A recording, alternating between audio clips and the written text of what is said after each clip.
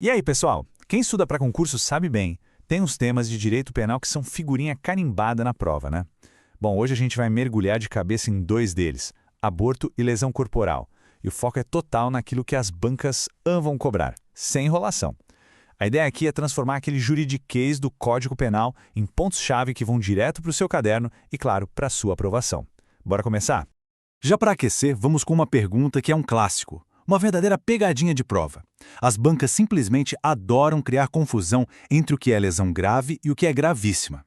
E olha, entender essa diferença não é só um detalhe. É o tipo de conhecimento que garante aquele ponto que faz toda a diferença no final. E é exatamente essa dúvida que a gente vai matar hoje, de uma vez por todas.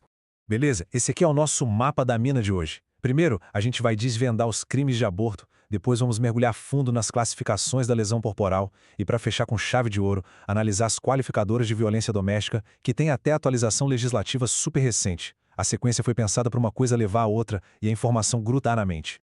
Ok, começando pelo aborto.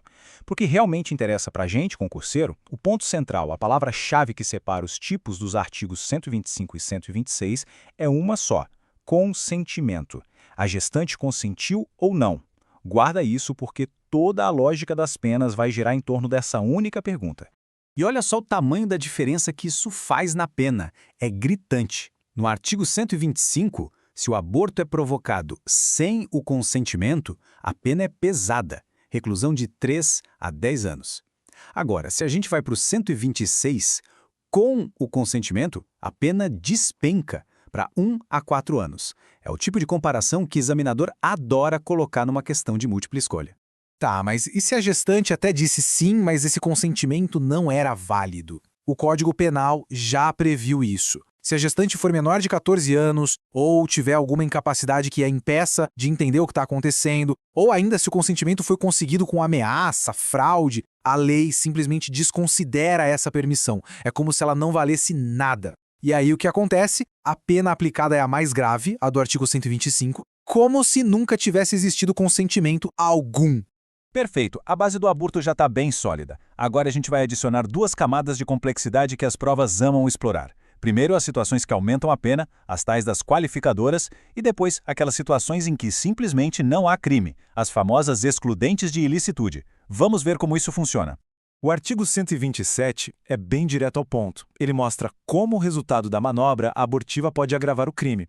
Se por causa do aborto a gestante sofre uma lesão corporal de natureza grave, a pena aumenta em 1/3.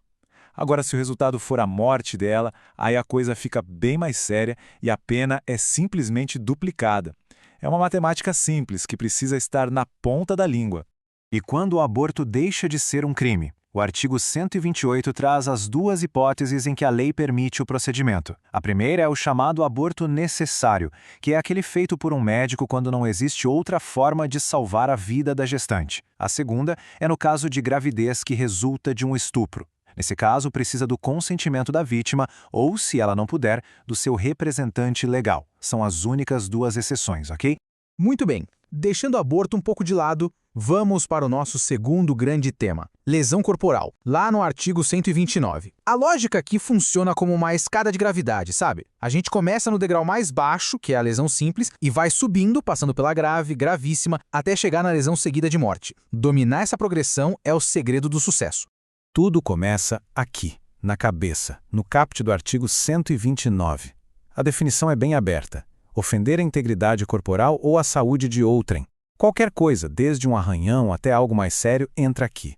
Essa é a lesão corporal simples, o tipo básico, com uma pena mais branda, de detenção de 3 meses a 1 ano. É a partir desse ponto que a coisa começa a se complicar. E aqui está o pulo do gato, o coração daquela nossa primeira pergunta. A banca vai tentar te derrubar aqui confundindo o parágrafo primeiro, que é a lesão grave, com o segundo, que é a gravíssima.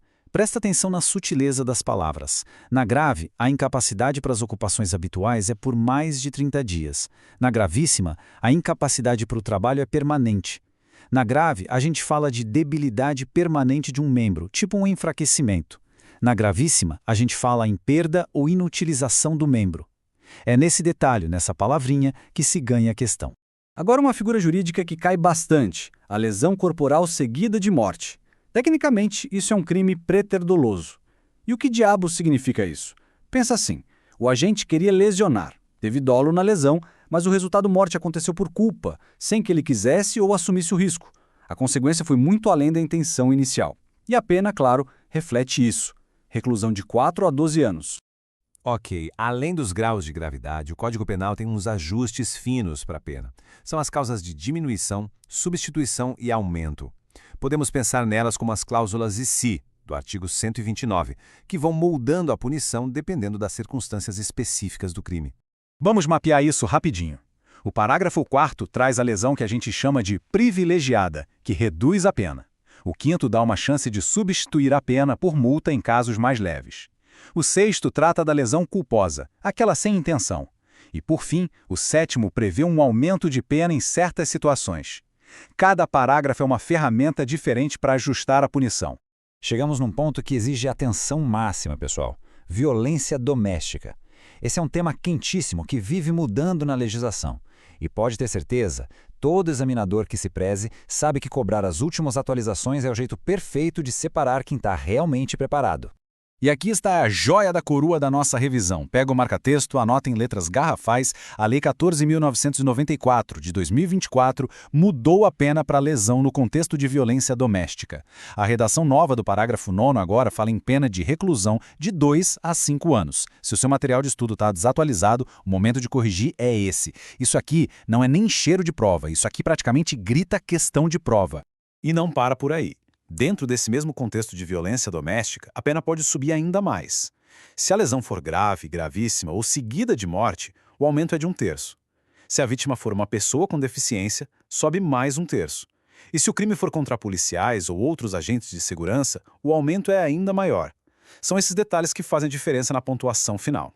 Então, para a gente fechar e fixar de vez o conteúdo, vamos resumir em 3 pontos que podem definir a aprovação nesse tema. Primeiro, no aborto, a palavra mágica é consentimento. É ela que divide as penas. Segundo, na lesão corporal, tatua na mente a diferença entre debilidade, que é grave, e perda, que é gravíssima. E terceiro, e talvez o mais importante, a atualização de 2024 sobre violência doméstica é questão de prova quase garantida. E para encerrar, deixo uma reflexão. Com base em tudo que a gente viu e pensando nas tendências das bancas, em qual dessas qualificadoras você apostaria suas fichas para a próxima prova? Tentar pensar como examinador é uma parte crucial da estratégia. Bons estudos e até a próxima!